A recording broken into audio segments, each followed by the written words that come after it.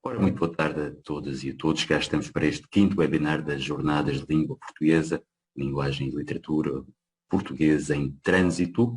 Hoje temos um tema delicado, diria eu, de alguma forma, que demos o nome Literatura. Para quê?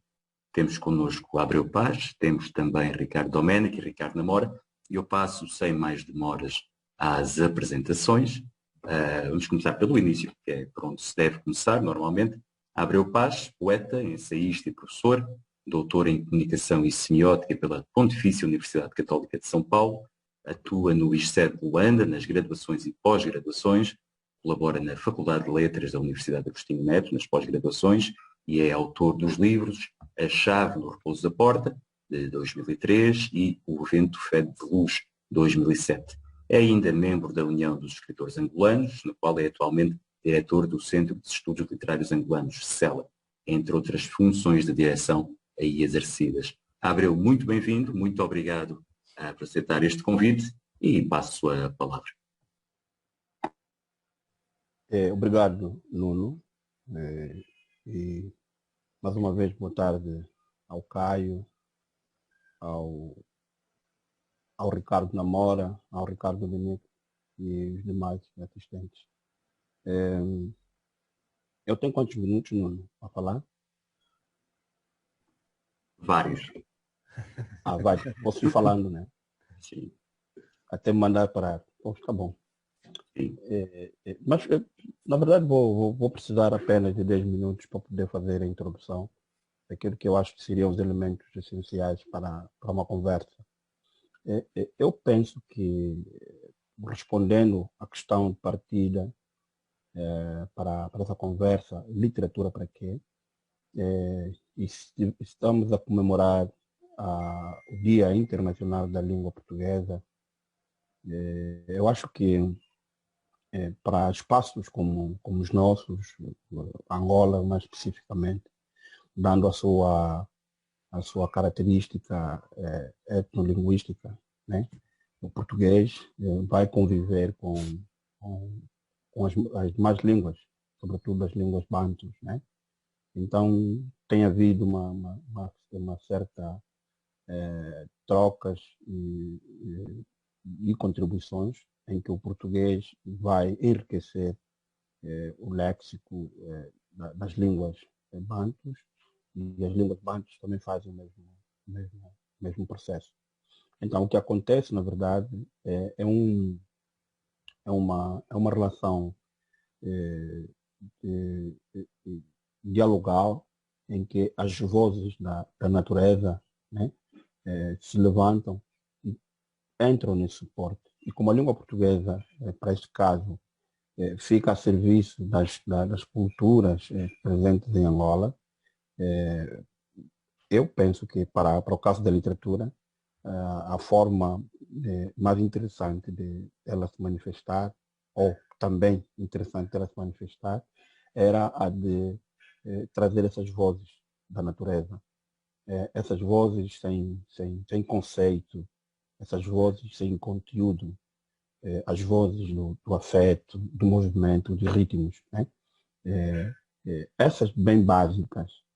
A semelhança, por exemplo, daquilo que acontece em quase todo o mundo, em que as palavras em Kikongo, as palavras em Kimbundo, as palavras em Chokwe, em Ochiquayama e as demais línguas que aparecem no português, para os não falantes, para os não falantes dessas línguas, mas falantes de português, elas entram e ficamos apenas com as sonoridades, né?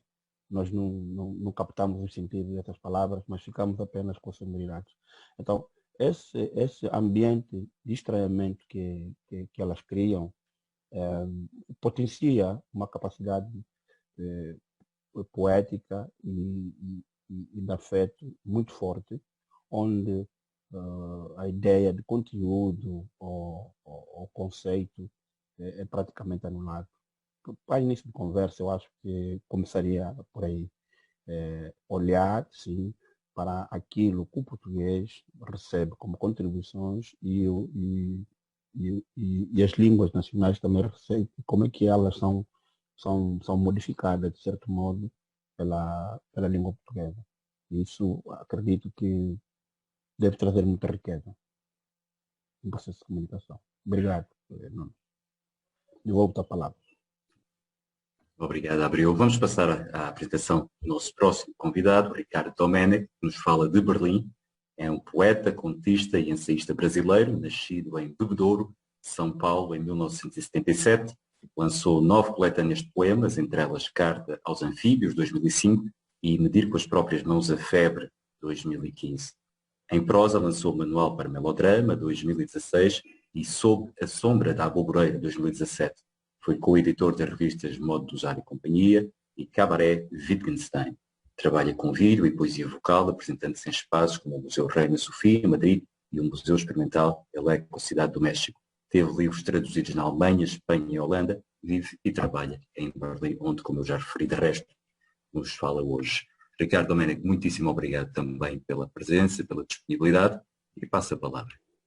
Bom, em primeiro lugar, eu agradeço ao Centro Cultural do Brasil em Angola e ao Instituto Camões pelo convite, a Caio Carmona, Nuno, a Marisa, Sônia e aos meus colegas Abreu Pache e Ricardo Namora. Bem, literatura para quê? Essa é uma pergunta, creio que constante, mas que me parece bastante urgente num momento político, no Brasil especificamente e em outros lugares, onde as artes em geral, o que é chamado de função da arte tem sido colocado em questão por governos que têm buscado acabar com todo tipo de apoio às artes. Eu falo como escritor brasileiro, cidadão de um país que aboliu o seu Ministério da Cultura no atual governo. Então, isso é uma questão que é importante, uma questão que está na cabeça dos cidadãos brasileiros. Eu tenho buscado pensar essa questão de duas formas. Eu creio que há dois extremos nessa questão que eu pessoalmente procuro evitar. De um lado, eu respeito as duas posições, mas eu vejo de um lado certos colegas tentando, em sua defesa da arte em geral ou da literatura, buscar um discurso em que há uma separação total da arte e da literatura em relação ao local onde ela é criada, uma defesa da independência total e completa da arte e da literatura.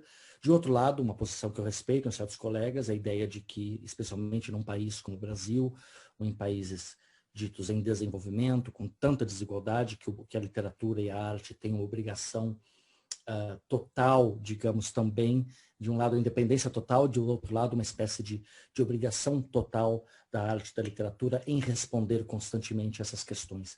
Eu creio que é importante manter um equilíbrio entre essas duas questões, e eu tenho buscado isso no meu próprio trabalho. Me parece que é muito difícil responder com a literatura às questões políticas no calor da hora. No geral, isso me tem parecido muito difícil. E existe, me parece, cada vez mais uma expectativa, de certa forma, da nossa concidadania de que os artistas, de que os intelectuais, de que os escritores respondam muito rapidamente a questões. E, em geral, o escritor precisa de um pouco de tempo de reflexão para poder responder de uma forma um pouco mais embasada a essas questões. Ao mesmo tempo, em meio a isso tudo, tem me parecido também muito perigoso, até de certa forma, como no Brasil também, do outro lado, tem havido muita crítica a escritores que parecem ser lentos demais no momento de responder essas questões. Então, eu vejo aí esses dois perigos. Eu continuo acreditando que a literatura, a poesia em geral, em primeiro lugar, eu gostaria de dizer que eu continuo vendo a poesia como a arte mais popular do mundo, no seu aspecto oral. A população mundial nunca abandonou a sua lealdade à tradição oral, de certa forma. As pessoas ainda têm um interesse muito grande em poesia, através das letras de música, através do rap, do hip hop, ou mesmo da música pop. Eu acredito nisso.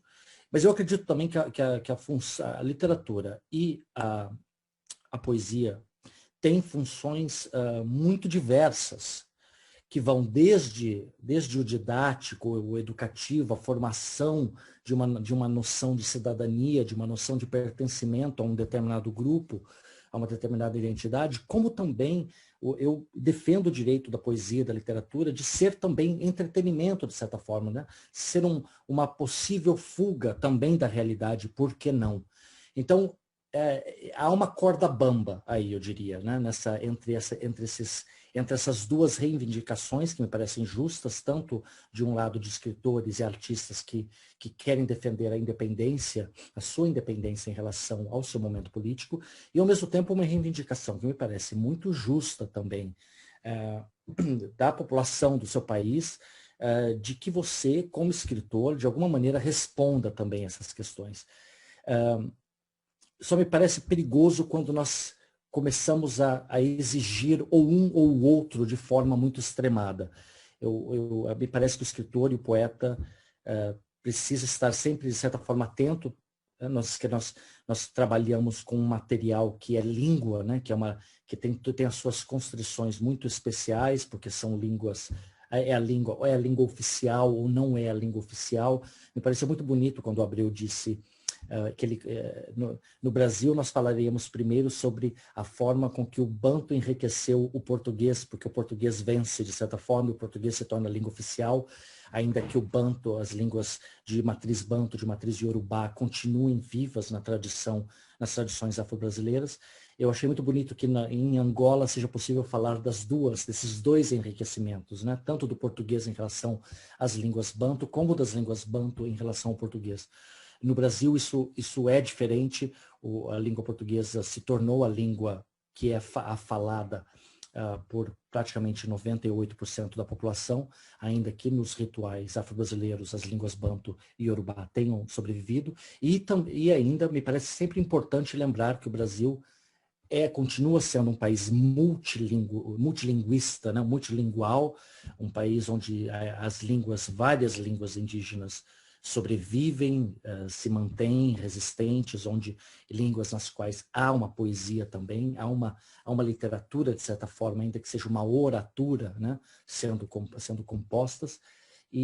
Mas eu abriria com isso, com esse dilema, que é um dilema pessoal meu, de que maneira caminhar nessa fronteira entre a independência da literatura e a necessidade, especialmente de escritores em países como o Brasil, de também responder às questões mais prementes do seu tempo.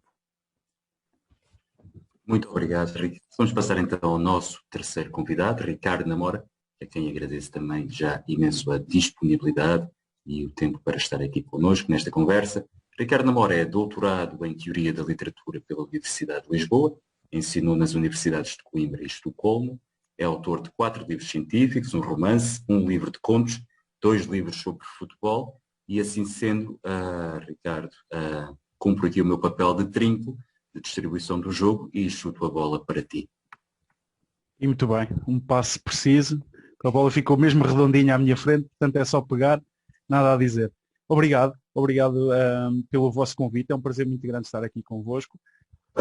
E sem mais delongas, vou iniciar, enfim, as primeiras considerações acerca de um tema que é um tema particularmente caro e grato para mim, e que ao mesmo tempo é bastante complicado. Desde logo, literatura para quê? É uma coisa que nos daria para seguramente vários webinars destes, porque realmente é uma questão complexa. Desde logo porque supõe que saibamos o que é literatura, não é?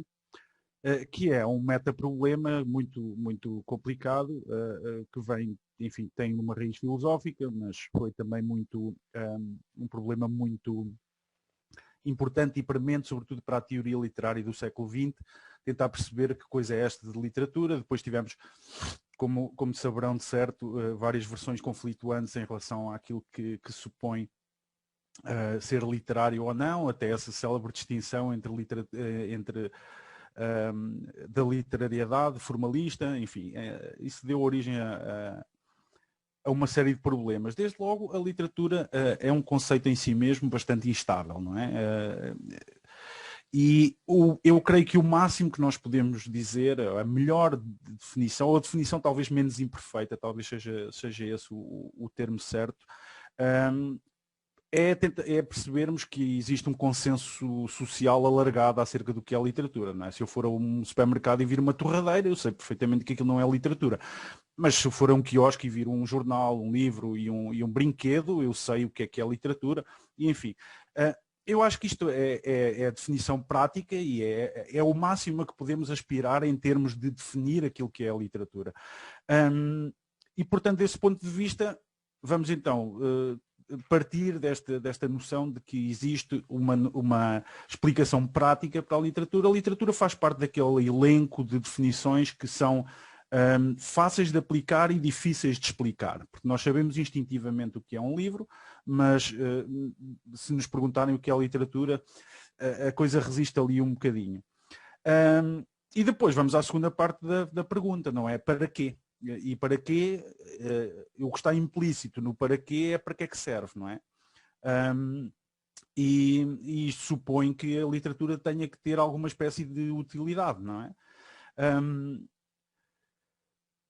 Há um argumento de largo curso que assenta na suposição de que as humanidades e a literatura em particular não têm utilidade nenhuma, não é?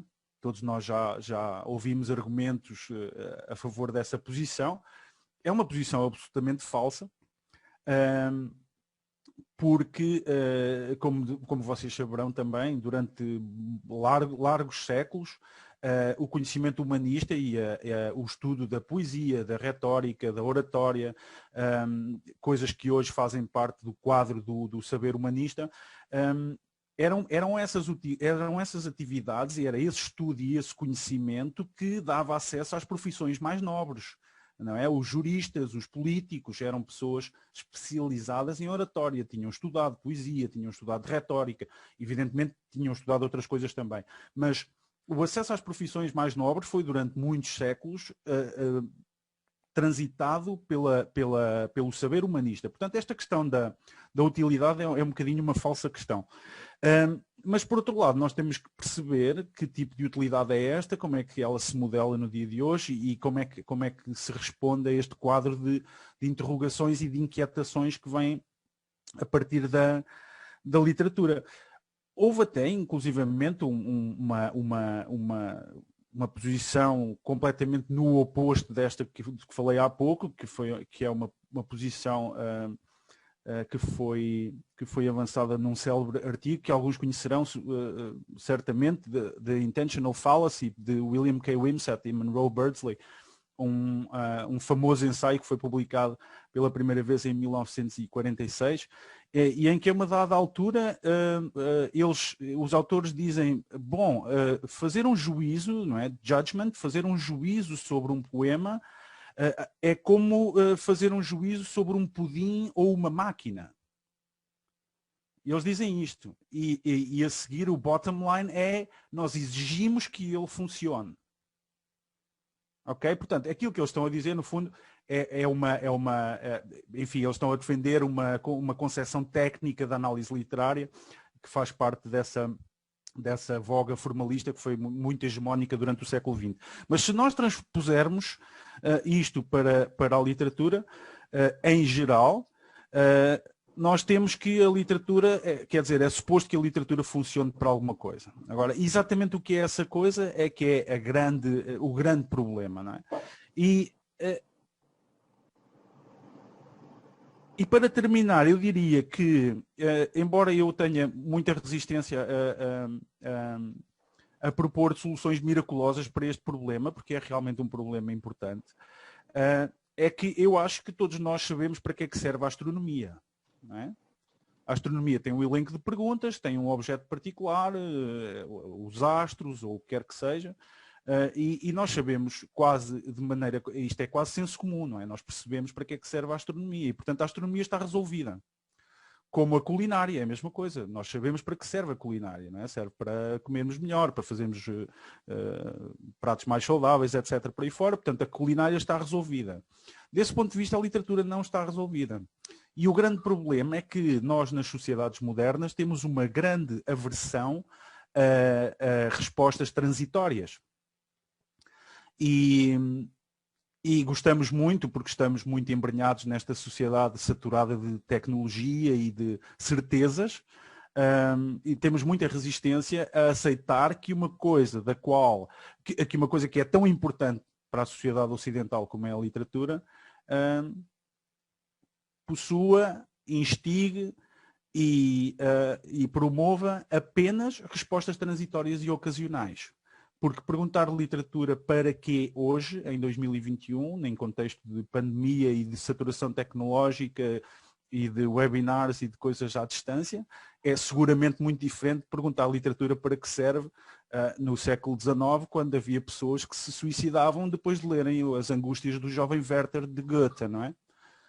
E, portanto, desse ponto de vista, a literatura tem também esta capacidade de se autorregenerar e de, embora mantendo sempre um elenco de perguntas mais ou menos estável, as respostas para essas perguntas têm esta peculiaridade, não é? São sempre transitórias, são sempre ocasionais, servem para um determinado momento, mas provavelmente vão deixar de servir em breve. Muito obrigado. Vou abrir o debate agora para os outros intervenientes, para o resto do pessoal que estiver na sala. Também, se tiver perguntas que queira colocar, questões que queira fazer, sinta-se à vontade para participar e fazia talvez o caminho de volta e perguntava ao Ricardo Domenech se de facto este para quê, ou se esta transitoriedade poderá ser resolvida, se fará sentido ser resolvida, se pensando nesta memória que o Ricardo Namora trouxe do suicídio perante uma obra literária, será que a obra literária hoje perdeu o seu efeito, a sua capacidade de intervenção, ou como a professora Margarida Calafate Ribeiro lhe chamava ontem, a sua capacidade transformadora? Bem, que livros não mais levem as pessoas ao suicídio me parece uma vitória do nosso tempo, de qualquer forma. Eu espero que nós não voltemos a essa função da literatura de qualquer maneira, mas é interessante ouvir o Namora quando ele traz a questão do formalismo e a questão de funcionalidade. Eu gosto muito dessa ideia. Sendo um poeta de São Paulo, do estado de São Paulo, e muito influenciado pelo trabalho dos poetas concretos que trouxeram o pensamento linguístico de Roman Jakobson para dentro do debate poético brasileiro, e ainda é muito forte, e pensando nessa ideia de função, deixa eu desligar isso aqui, pensando nessa ideia de função, as funções da linguagem, né, pensando na ideia de função poética, no Brasil nós tendemos a resolver essa questão de qual é a função, simplesmente pensando se a linguagem está chamando a atenção para si mesma ou não. Mas alguém poderia perguntar, mas qual é a função da linguagem em chamar a atenção para si mesma, né? Essa é uma questão realmente complicada. Eu me sinto aqui com medo de propor algum tipo de solução transitória para isso. Eu continuo acreditando que uma cidadania bem informada literariamente, que tenha uma certa atenção para os funcionamentos da língua, é enganada menos facilmente. Eu tendo a ter essa crença na função da literatura para isso. Muitas coisas contra as quais nós lutamos no campo político começam na linguagem, né? Morando na Alemanha, eu não tenho como deixar de pensar aqui em vários crimes que começam na linguagem a partir de como certas coisas são expressadas, e até mesmo na questão da linguagem da lei, né? Como a língua e a linguagem é usada, por exemplo, no campo legislativo. Então, hoje há toda uma discussão em torno de certas palavras que podem ou não causar ferimento em grupos de pessoas e que nós tentamos evitar. Então, essa discussão, há uma discussão política que acontece no campo da linguagem. E a literatura, usando, né, só existindo através da linguagem, ainda que eu aprecie certos artistas que até tentam prescindir dela. Eu penso aqui no Henri Chopin, por exemplo, que fazia seus poemas só com a respiração, por exemplo. porque ele dizia o que? Ele dizia, eu estou cansado das palavras, eu estou cansado que as palavras que constantemente estão nos dizendo como votar e como nos comportar, e o que é pecado e o que não é pecado, e assim por diante. Então ele decide que, como poeta, ele ia prescindir da linguagem como por completo, né? E ia trabalhar apenas com a respiração. Então, mas até nisso, até na sua ausência, a linguagem está ali presente. Isso só funciona como uma declaração de princípio, porque há todos nós aqui trabalhando constantemente com as palavras e pensando nessas palavras que estão nos dizendo como votar e como nos comportar e assim por diante. Então, eu diria que a literatura e a poesia em geral, eu acredito que a literatura é um campo da poesia e não o contrário, mas isso é uma questão para outro momento. A poesia, por trabalhar diretamente na linguagem, ela está no centro dessas discussões políticas, nós queiramos ou não, né?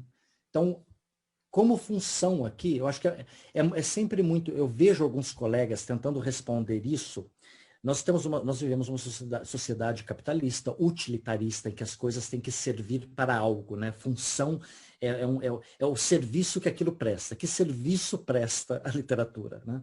E eu vejo, às vezes, alguns amigos caindo na tentação de tentar explicar isso em termos utilitaristas. Mas, por exemplo, tentando dizer, mas nós precisamos pensar no mercado literário, no mercado livreiro e nos empregos que isso gera, e que isso também movimenta a riqueza, e isso influi no produto interno bruto do país, e assim por diante.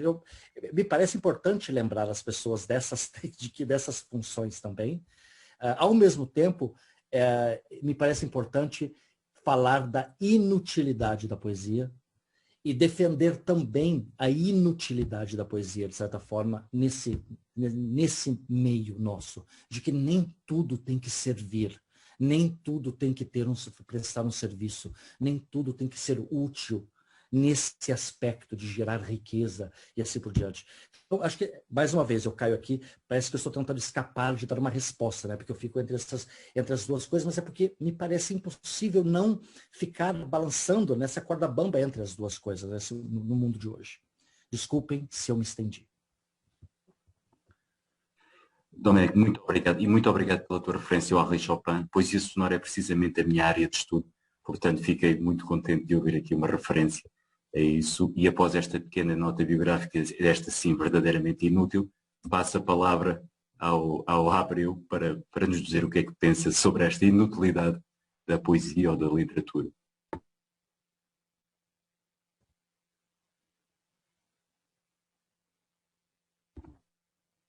Microfone, Abreu, está desligado. Obrigado, Nuno. Estava aqui embalado. Pois, é como tudo, na verdade. Tudo tem a sua utilidade e, ao mesmo tempo, a sua inutilidade. Mesmo as linguagens, quando se firmam, eles obedecem a cadeias, né? E nós, por exemplo, temos uma primeira cadeia, que como eu já disse antes, que é a cadeia dos conteúdos, as cadeias dos conceitos, lá onde se dão as oposições políticas. Quando eu ouvia o Namora, por exemplo, falando, ele avançou um aspecto importante quando tentava, ou seja, falava sobre a indefinição da própria literatura. Embora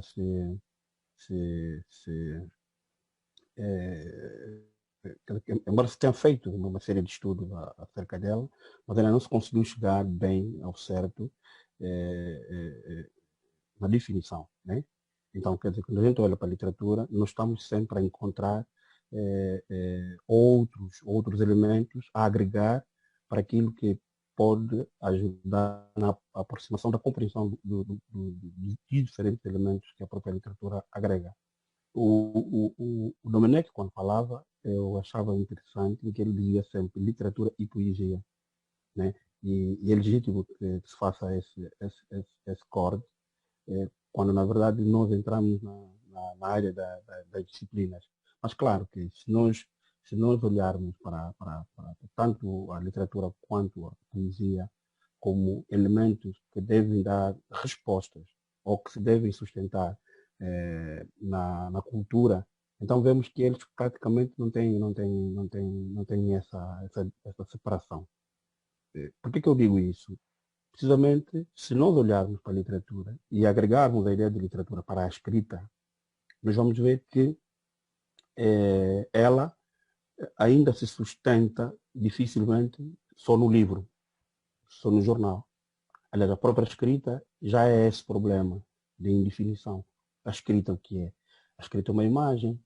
E se nós olharmos para o mito de origem, é uma imagem que foi migrando desde a pedra lascada, os petroglifos, os hieróglifos, os ideogramas, os pergaminhos, os desenhos na areia, a escrita em barro molhado. Quer dizer, todos esses lugares onde a escrita foi passando como um suporte onde ele pudesse negociar a sua fixação, né?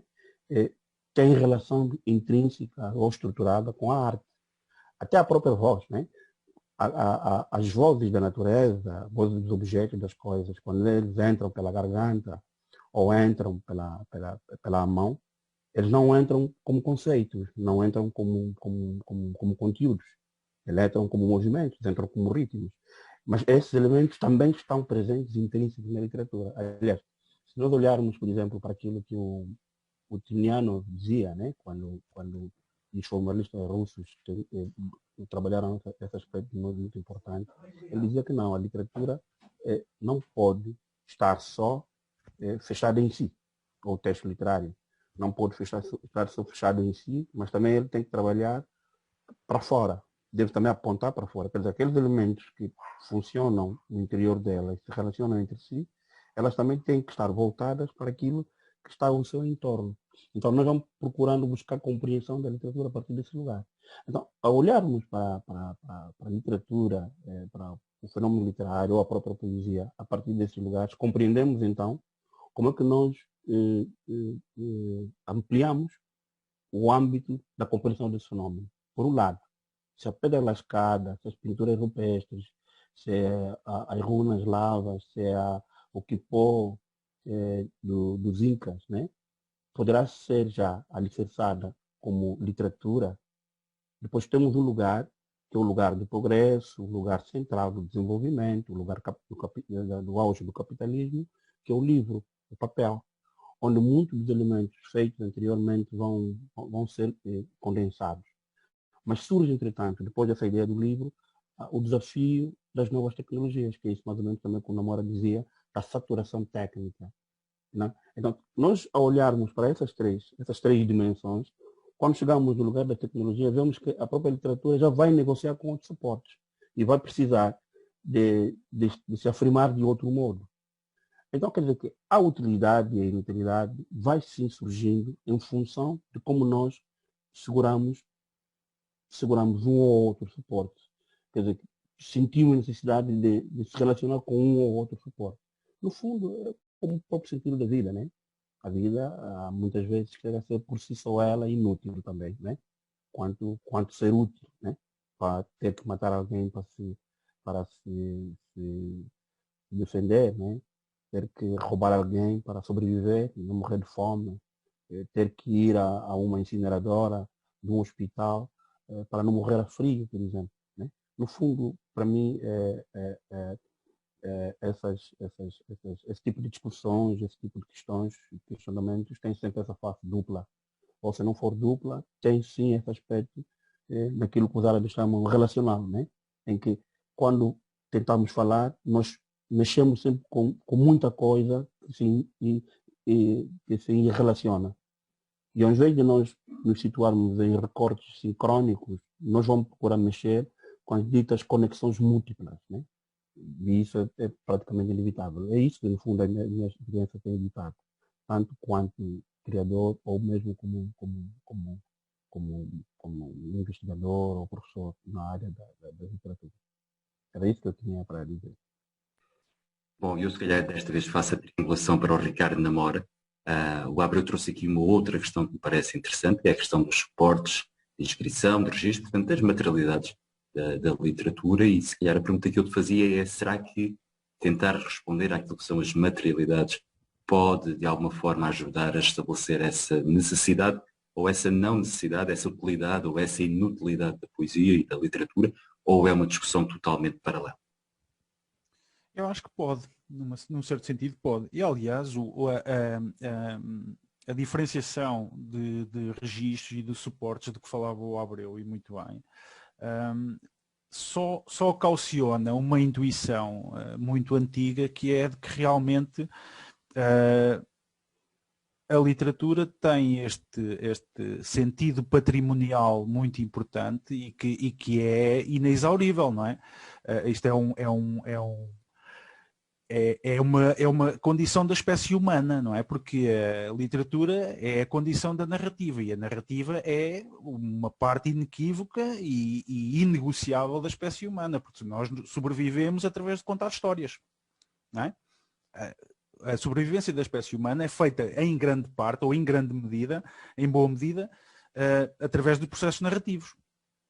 E se o nosso património enquanto espécie é feito de pedras lascadas, de livros, de e-books, do que quer que seja, quer dizer, independentemente do suporte, essa necessidade de criar narrativa e de produzir narrativa é uma necessidade perene e inamovível, não é? Faz parte da espécie, como termos pernas e olhos e orelhas, não é? E essa questão do suporte é uma questão que eu não acho que seja uma discussão paralela, mas acho que é um não problema, porque é inequivocamente a demonstração de que realmente, independentemente do suporte, essa necessidade existe, e é uma necessidade que é contínua, é uma coisa que faz parte da espécie, é aquilo que nós poderíamos dizer que é uma condição intrinsecamente humana, se quisermos, talvez.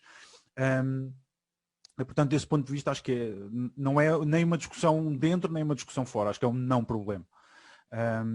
Agora, eu queria só voltar um bocadinho atrás, se me permitem, é uma coisa que o Domenech disse que eu achei extremamente interessante e que nos permite fazer uma distinção entre, e que eu acho que se deve fazer também, devemos procurar fazê-la, que é uma discussão entre tipos de utilidade, não é? E aquilo de que ele falou é realmente uma faceta, digamos assim, da imputação de utilidade ou de inutilidade, que é quantos empregos gera, quantos livros se vendem, como é que funciona o mercado, etc, etc.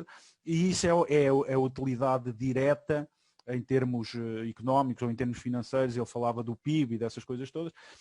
E é um argumento perfeitamente plausível e aceitável nós dizermos que, bom, o mercado livreiro movimenta X percentagem do PIB, como o mercado da cultura. E depois aí teríamos que ver também essas flutuações todas muito interessantes entre aquilo que é o peso da cultura no PIB em França e em Portugal, por exemplo, ou na Alemanha e no Brasil. Mas depois aí entraríamos noutra discussão que seria igualmente interessante em termos históricos e sociológicos, da maneira como as pessoas se comportam em termos sociais para com os conteúdos culturais. Mas há uma outra face do utilitarismo, digamos assim, ou da discussão se a literatura tem realmente utilidade ou não, que eu acho que também se deve discutir, que é perceber se sem termos em conta o PIB e essas coisas todas, se realmente aquilo serve para alguma coisa, se nós lermos muitos livros, se aquilo nos serve para alguma coisa. E desse ponto de vista, isso também é uma coisa que não está esgotada, é uma discussão que não está esgotada, penso eu. Não é? E se me permitem lançar uma chispazinha para a discussão que se segue, eu diria que, tendo sempre em conta que isto poderá ser uma solução, uma resposta transitória, nunca definitiva, obviamente, talvez nós precisemos da literatura como uma espécie de um guia de sentimentos ou de um guia de ações. Exatamente, talvez neste momento, em que realmente a literatura está completamente na moda baixo, ninguém quer saber, já ninguém lê, ninguém compra, ninguém quer saber, não é? Talvez seja precisamente nesta altura deste tempo tão aliciante e cativante em que vivemos, que realmente, em que nós temos tantos guias da racionalidade, tantos guias para a nossa racionalidade, com toda a saturação tecnológica de que somos alvo, E talvez neste momento precisemos realmente de um guia para os sentimentos, de um guia para as emoções, de um guia para as ações também, não é? E, portanto, desse ponto de vista, acho que este pode ser um tempo importante também para a literatura fazer um bocadinho esse contrapeso, porque nós sabemos perfeitamente e de maneira quase instintiva como pensar, não é? Porque somos bombardeados constantemente com coisas que nos obrigam a pensar de uma determinada maneira, não é? Hoje em dia, por exemplo, já ninguém pensa quando está numa cidade estrangeira, ou que não conhece, no estrangeiro, numa cidade, já ninguém diz assim, agora vou dar um passeio de 5 ou 10 minutos a ver se encontro uma boa pizzaria. Já ninguém faz isto. Vai ao telemóvel, vê aquela aplicação, como é que se chama, não sei como é que se chama, pronto, vocês... TripAdvisor. Exatamente, vai ao TripAdvisor e vê, tem aqui uma pizzaria muito fixe, a 7 minutos a pé. Vocês estão Quer dizer, e isto não sei por que vocês estão fazendo propaganda para esses aplicativos, mas enfim. Não, é o único que eu conheço. É o único que eu conheço. Ok, bem. É o único que eu conheço. E, portanto, a maneira como nós pensamos está-nos a ser muito direcionada para determinadas coisas que têm a ver, evidentemente, com aquilo que eu falava há pouco, da saturação tecnológica e tudo mais. Mas, e, portanto, se nós neste momento temos tantas coisas, tantas instâncias comunicativas, instâncias tecnológicas, instâncias de média que nos dizem como pensar e nós temos este guia para o nosso pensamento, eu acho que neste momento também é que talvez seja importante para a literatura se redefinir como um guia para os sentimentos, um guia para as emoções, um guia para as ações que possa de alguma maneira sobrepesar esta enxurrada constante de guias da racionalidade com que nós somos bombardeados neste tempo em que vivemos. Obrigado, Ricardo. Eu passava ao Domènec, que terá de certo alguma coisa a responder. Bem, eu tenho um texto em que eu pergunto se... eu moro na Alemanha há 20 anos e já ouvi muito aqui nas minhas relações pessoais que eu tendo a ser um pouco exagerado em relação a certas coisas. E eu tenho um texto em que eu brinco me perguntando se a culpa disso é de todas aquelas canções brasileiras que eu ouvi, todos aqueles sambas tristes, ou é aquela coisa do ovo e da galinha. Será que os brasileiros são assim porque eles ouviram tanto aquelas canções, ou as canções são assim porque nós ouvimos, entende? Porque nós já éramos assim antes. Em geral, essa ideia que o Namora propõe, né, dessa ideia de guia, eu sinto que a literatura, a poesia, já teve esse papel na minha vida, pessoalmente. Eu me sinto constantemente, em certas situações, recorrendo na cabeça a certos versos para me decidir como me portar em determinada situação, ou qual seria a melhor atitude aqui e ali. Eu constantemente, versos de poetas, sejam lusófonos ou não, me vêm à cabeça. É quase como que o que Jesus faria. Sabe a pergunta, o que Jesus faria nessa situação? Eu geralmente recorro a o que tal poeta responderia nessa questão, o que tal poeta faria nessa questão. Eu acho que isso pode ser uma das funções possíveis. Eu acredito que essa função já existe. Nós vamos à poesia quando nós estamos mal, quando nós terminamos um relacionamento.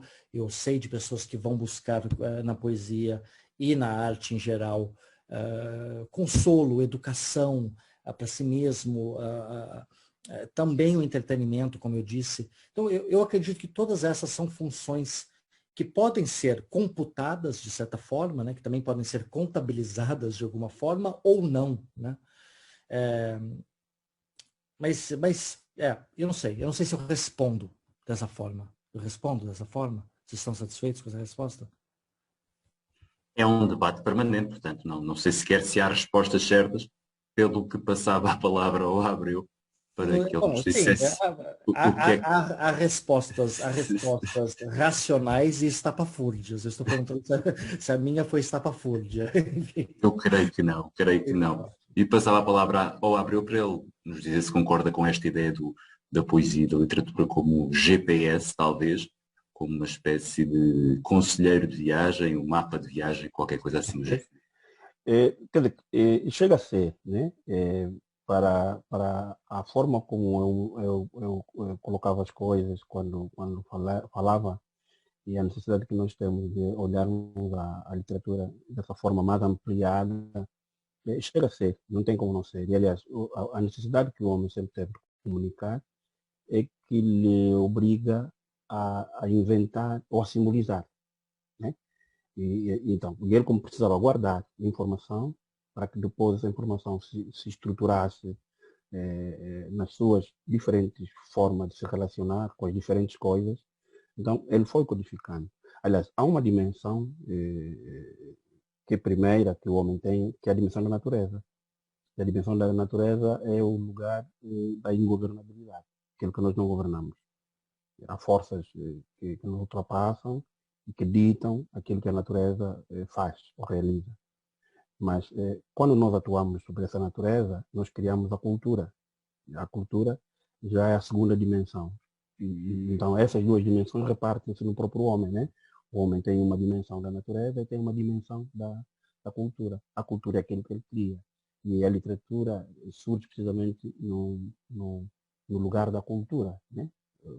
O lugar que o próprio homem simboliza, transformando a natureza. Porque ele vai sempre buscar as forças germinativas ou as vozes adquiridas da natureza, que são os objetos, para ele sustentar a cultura. Mas a cultura, quando ele se firma como objetos, como um sistema geral, então ele vai administrando diferentes formas de relacionamento. E essas diferentes formas de relacionamento têm que ser orientadas, têm que ter guias, né? A literatura, neste caso, para aquilo, por exemplo, que o Fernando Namora dizia, pode sim ter também esse papel. Como nós dizíamos, quer dizer que, no fundo, nós acabamos por entrar sempre, às vezes, num jogo dual, né? Num jogo dual do sim ou não. E eu até acho que, se calhar, a melhor forma de nós resolvermos essa questão não é nós criarmos esses extremos, não é nós olharmos para isso como disciplina, mas se existirem os extremos, enquanto pensamos, é vermos o que é que existe entre esses dois extremos e nos relacionarmos com aquilo que existe entre os dois extremos. Então, para mim, aquilo que se perde como incompreensão ou como possível compreensão na literatura é o que nós precisávamos de buscar. Aliás, quando eu começava a falar, uma das coisas que eu dizia, que o interesse que eu tenho, que eu vou tentando buscar, é precisamente aquelas vozes que estão perdidas, né, que estão lá na língua portuguesa, presentes. Né? As palavras como maca, as palavras como maculuço, né? As palavras como maianga, nzaya, né? Kazenga. Essas são palavras que acabam por não ter um sentido pleno em função da história de como é que eles entram, para onde saem e com que saem, e como é que eles entram para a língua portuguesa e o que depois eles vão significar na língua portuguesa. Então, a literatura, ao ser pensada e vista, as diferentes faces que ela demonstrar, tem muito, ou terá muito a ver com a forma como o próprio homem vai se, como posso dizer, vai se orientar. No fundo, Nuno, eu estou já a ficar cercado, encurralado, porque não estou a conseguir ver uma saída assim airosa, né, sobre essa questão do porquê e na forma como nós vamos tendo administrados, porque nós, ao construirmos a literatura, ao pensarmos a literatura, ao fazermos o grafo, simbolizamos no sentido de que esse símbolo, esses meios que nós criamos, aquilo que nós inventamos, vai servir precisamente para administrar memórias. Porque o homem vive dessas memórias. Parece, como o Nuno dizia, que o homem tem essa necessidade vive das narrativas. E as narrativas, sim, são as memórias que o homem tem. E ele vai sempre buscando, fazendo aqueles jogos, como falava o Deleuze, das dobras, né? Sem assim um sentido retilíneo para contrariar determinadas teorias estabelecidas no Ocidente, para contrariar aquela ideia retilínea de progresso. Então, essas dobras que a própria literatura faz, vai nos dando sentidos modificados de leitura, sentidos modificados de literatura, sentidos modificados de gêneros literários. Aliás, há hoje, por exemplo, a ideia do obituário, né? Já existe um obituário literário. Mas esse obituário literário já teve uma função guia, uma função orientadora, já teve uma função de linha de força para determinados objetivos ou determinados fins que o homem tinha. Então eu acho que a literatura cai, aliás, se calhar como tudo, né, que está na cultura, cai precisamente nesse tipo de olhares, nesse tipo de desdobramento. Posso fazer um pequeno adendo? Há dois poetas brasileiros que foram muito negligenciados durante algum tempo, durante algumas décadas, e que nesses últimos anos começaram a se tornar muito centrais no debate. O Leonardo Frois e a Maria Lúcia Alvim. E são dois poetas que escrevem muito sobre a natureza, escrevem muito sobre um contato mais simples com as coisas mais simples da vida. E eu andei pensando nos últimos tempos que não me parece uma coincidência que neste momento esses poetas ressurjam, que as pessoas de repente percebam a importância desses poetas. Num momento de grandes catástrofes ecológicas no Brasil, que dois poetas que vão falar da beleza de certas coisas simples da natureza, de repente começam a se tornar centrais no debate.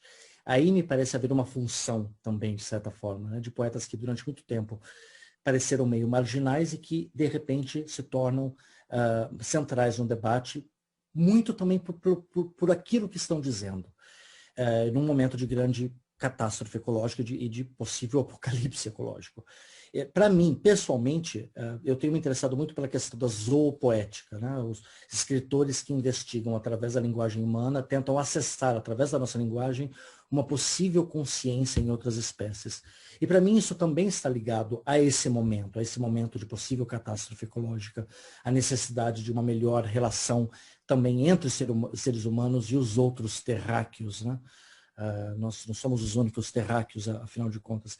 Então, esse interesse pela zoopoética eu sinto também nascer em mim a partir de um interesse político, por uma questão política também, né? De uma polis que seja geral, uma polis não só de uma organização nacional, de um certo grupo de humanos, mas de uma organização de todos os humanos e até mesmo de uma organização dos humanos em relação às outras espécies. Eu daria esses dois exemplos de como, para mim, às vezes, a literatura e certas questões políticas parecem estarem imbricadas de uma maneira que não é tão fácil de desassociar. Só queria fazer esse adendo. Eu se calhar pegava nestas intervenções e nesta ideia dos sentidos modificados da literatura, destas dobras, desta orientação, e recolocava aqui a coisa de outra forma, até porque esta coisa do literatura, para quê, é obviamente uma pergunta mais do nível do retórico, que serve acima de tudo como desculpa para que nos possamos aqui encontrar hoje, a ter esta conversa, não é? Não sei se esperaríamos alguma vez encontrar resposta a isto, mas partilho uma breve história e mando para vocês de novo. Esta história da literatura e da poesia como orientação fez-me lembrar uma história que eu vi aqui há uns anos, Se não és vero, és bene trovato, de uma pessoa que ia conduzir o seu automóvel e que ia tão atenta ao GPS que a certa altura cai de um precipício. Portanto, em vez de olhar para a estrada, olhou para o GPS e caiu do precipício abaixo. E a verdade é que, embora não saibamos o que é a literatura, ou embora possamos de alguma forma partilhar essa visão mais pragmática que o Ricardo Namora aqui nos deu no início, apresentamos sempre uma visão otimista daquilo que é a literatura e daquilo que ela pode fazer. A literatura não poderá ser, na verdade, também às vezes esse GPS que não nos deixa olhar para o caminho. Nuno, desculpem, eu gostava só de dizer aqui uma coisa rápida, pode ser? A literatura também não poderá estar relacionada com o tempo, ou seja, nós hoje, como o Ricardo dizia, vivemos numa sociedade tão acelerada, a questão de ir pela rua fora à procura da pizzaria não se coloca, porque hoje em dia ninguém tem tempo para se perder no meio da cidade à procura de uma pizzaria, não é?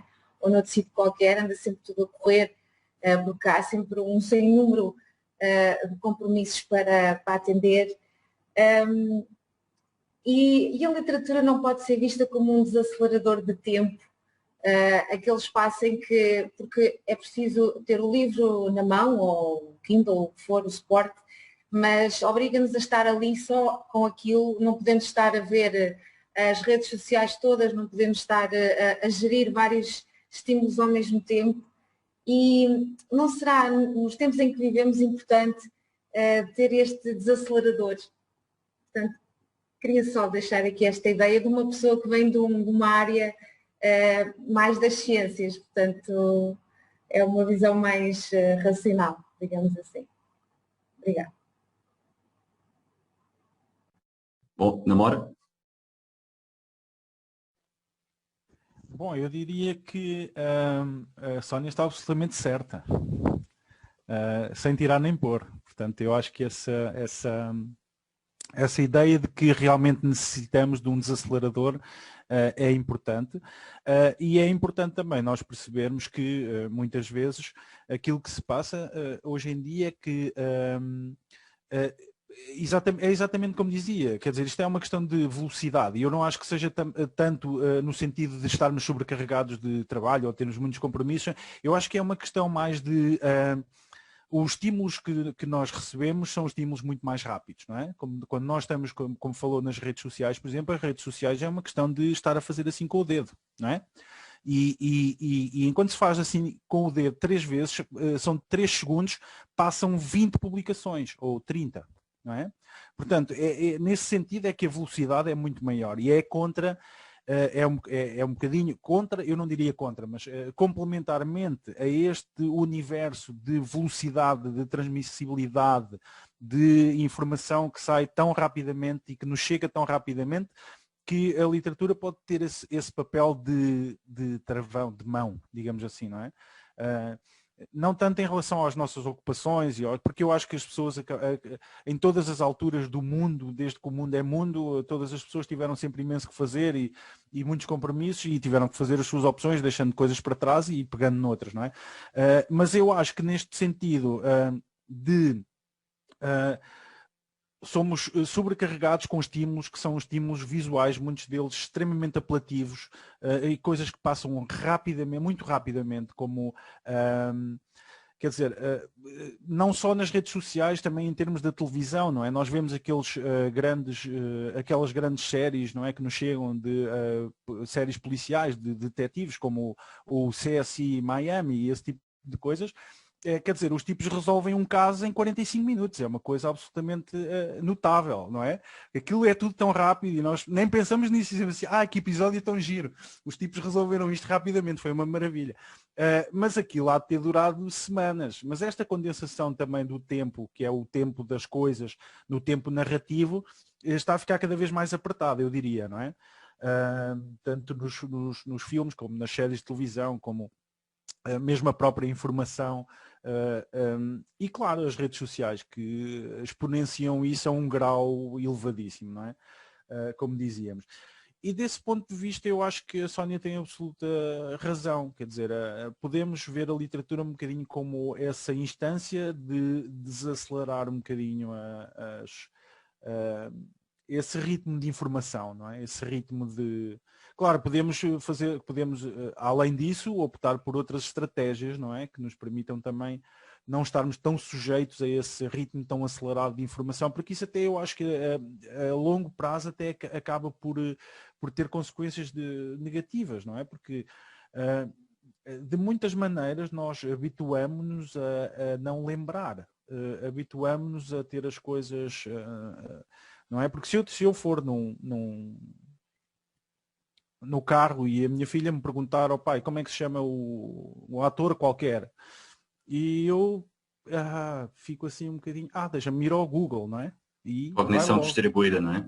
Exatamente, ou seja, tudo isto serve também para não lembrar. E este mau hábito que estamos a criar de não lembrar as coisas, acho que é uma coisa que vai trazer consequências negativas, bastante negativas no futuro. Aliás, um dos grandes problemas, mas isso daria para outro webinar igual ou ainda mais longo, é o modo como a geração tecnológica está a fazer um esforço muito militante, eu diria, para apagar a história, não é? De muitos pontos de vista, nós contactando com as gerações mais novas, temos quase a certeza que o mundo começou em 1990 com os computadores, não é? Quando na verdade não foi nada disso que aconteceu. Mas esta terraplanagem da história é uma coisa grave, não é? É uma coisa grave, é uma coisa séria, é uma coisa que nós temos que... eu acho que nós temos que nos insurgir contra isto de uma forma muito, muito, muito veemente. Mas de resto, isto tudo para dizer que eu acho que a Sónia tem absoluta razão. Nós necessitamos de desaceleradores, mas necessitamos não só de literatura, necessitamos também de outro tipo de desaceleradores que são mais exigentes, mas que eu acho que a longo prazo vão ter consequências mais positivas para a nossa saúde mental e física também. Por exemplo, voltando à parábola que eu fiz atrás, nós temos que nos habituar a dizer, sim, eu vou dar uma volta à procura de uma pizzaria. Está a ver? Sim, eu vou dar uma volta à procura de uma pizzaria. Isso também é desacelerar. Isso também é desacelerar um bocadinho. É curioso porque se instalado em algumas cidades aí da Europa, pelo menos aqueles avisos luminosos para as pessoas que vão sempre olhar para o telemóvel, por exemplo, não é? Para se aperceberem que estão ao pé de uma passadeira porque houve alguns acidentes. Mas nunca se pensou nisso para uma pessoa que vá a ler na rua, porque normalmente as pessoas não vão a ler na rua, não é? Portanto, são fenómenos muito distintos. Eu gostaria de protestar, fazer um pequeno protesto, me parece importante, contra esta comparação entre a literatura e o GPS. Porque eu apenas gostaria de defender o meu direito como escritor de colocar uma montanha onde ela não existe e de levar o meu leitor a cair no abismo quando me parece importante que ele caia no abismo. Eu acho que a literatura também tem... Eu só gostaria de evitar essa defesa demasiado realista da literatura, como tendo que cartografar, de certa forma, o planeta exatamente como ele é. Eu acho que isso nos tiraria como escritores alguns direitos e funções também de colocar montanhas onde elas não existem. E então, às vezes, me parece que hoje em dia as pessoas têm muito medo de uma literatura que fere, que ofende, que as leva para um lugar trágico demais ou algo assim, mas me parece que a literatura tem que ter essa função também, uma certa função quase de aterrorização. Existe uma função nisso também, me parece. Eu, pelo menos, procuro eu gosto da literatura que cavuca minhas feridas. Elas não têm que sempre fazer curativos. Acho que o escritor não tem obrigação de fazer curativos o tempo todo. Às vezes a gente tem que enfiar o dedo na ferida também. Enfim, só queria colocar manter essa defesa não totalmente realista da literatura. Protesto anotado e absolutamente subscrito, até porque fez-me lembrar a história daquele conto, penso que é do Borges, dos cartógrafos que decidem fazer o mapa do mundo e fazem na escala 1 por 1, e portanto um mapa à escala 1 por 1 é uma coisa da mais absoluta inutilidade. Portanto, aí chegaríamos rapidamente à conclusão que a literatura seria certamente a coisa mais inútil desta vida. O nosso tempo já vai andando e, portanto, se calhar damos aqui uma última volta. Passo a palavra ao Abreu para as últimas considerações. Sim, Nuno, obrigado. E eu ouvia o Ricardo Namora a falar, respondendo às questões colocadas pela Sónia sobre a questão da desaceleração. Isso é inevitável, né? Quando eu falava nos sentidos modificados de leitura, os próprios sentidos modificados da literatura, é inevitável no sentido de que a literatura, durante um período, ou muito tempo na Europa, foi arrumada em épocas, em períodos, né? Os escritores eram ensardinhados, né? Confinados num determinado período, e nós não tínhamos forma de poder compreendê-lo num lugar que não fosse aquele período onde ele fosse colocado. Então, a sociedade, de certo modo, foi alinhada deste modo, formas muito rígidas, bem sincronizadas, em que o lugar das conexões plurais, os lugares das conexões múltiplas, os lugares das transversalidades, quase que foi colocado de parte. Esse ritmo que o Namora falava, que o mundo hoje tem ou vive, o homem sempre teve. E a necessidade que o homem vai buscar de fixar, de simbolizar, de fixar,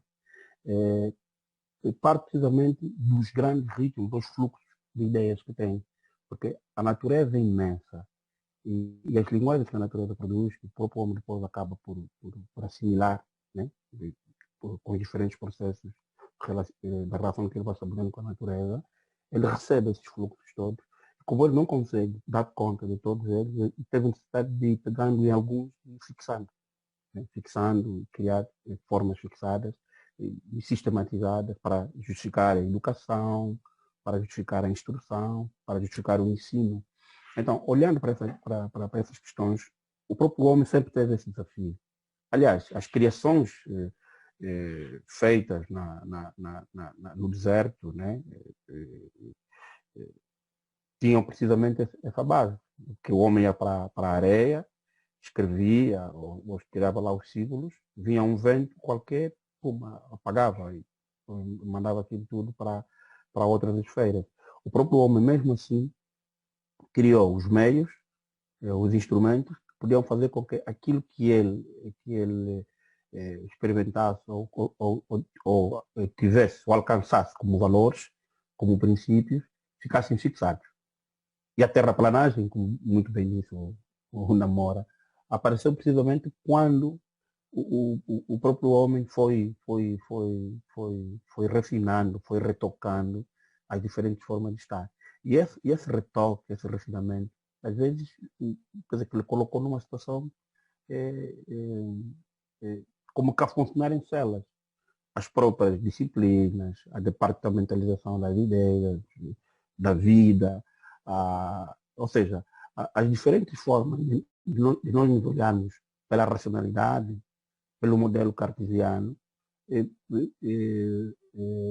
constrói para nós a ideia de tempo, e aí também para tentar dizer aquilo que a Sônia disse, a ideia de tempo, sim, que nos confina, e que nós já achamos que é necessário nós criarmos esse lugar da desaceleração. É isso. Pois. Em linhas gerais, eram essas notas que eu tinha para dar como notas finais, e agradecendo, de certo modo, o convite feito pelo Centro Cultural Brasil-Angola, pelo Instituto Camões, de estar aqui. Agradecer pessoalmente a Nuno, ao Caio, agradecer ao Ricardo Domenech, que eu já conheço há um tempo, né? Quando estive em São Paulo, mesmo aqui em Angola, fomos tendo correspondências por via do Cláudio Daniel e outros amigos comuns que temos no Brasil. E o Fernando Namora, né? Que também só o conhecia pelas leituras, claro, os livros, e tem essa magia, a felicidade de vê-lo agora em pessoa. Queria terminar desse modo. Obrigado. Nós é que agradecemos. Abreu, vou passar a palavra ao Domenech. Últimas palavras.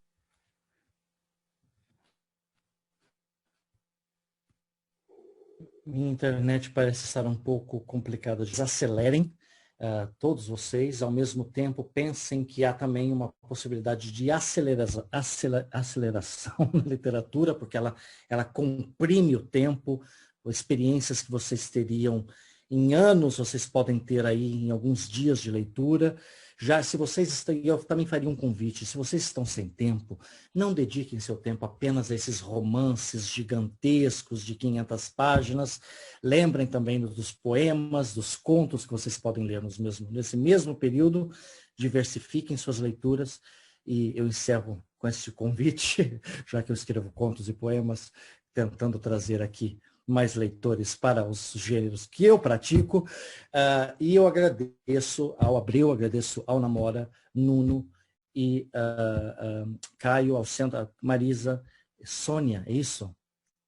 Sônia, e ao Centro Cultural Brasil em Angola e ao Instituto Camões. Feliz Dia Mundial da Língua Portuguesa. Muito obrigado. E vamos então ao Ricardo Namora para as últimas palavras para encerrarmos esta nossa sessão de hoje. Namora. Nuno, desculpa, só uma questão breve.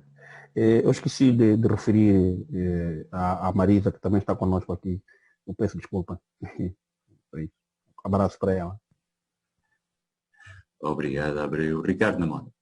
Ok, só para as despedidas, dizer-vos que foi um prazer muito grande estar convosco, agradecer o convite, espero que possamos todos continuar a conversar nesta conversa que nunca acaba sobre livros e literatura, porque é realmente talvez o tema mais perene que haja na condição humana, não é?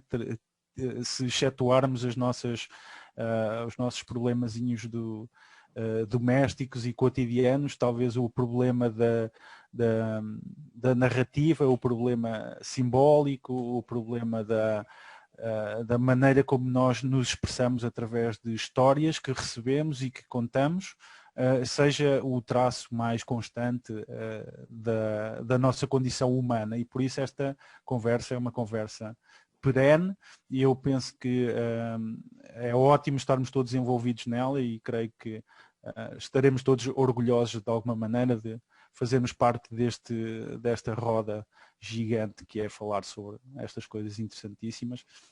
Gostei muito, foi um prazer muito grande estar convosco, agradeço o convite, a vossa presença, foi um momento extraordinário e fico-vos muito grato por isso. Obrigado.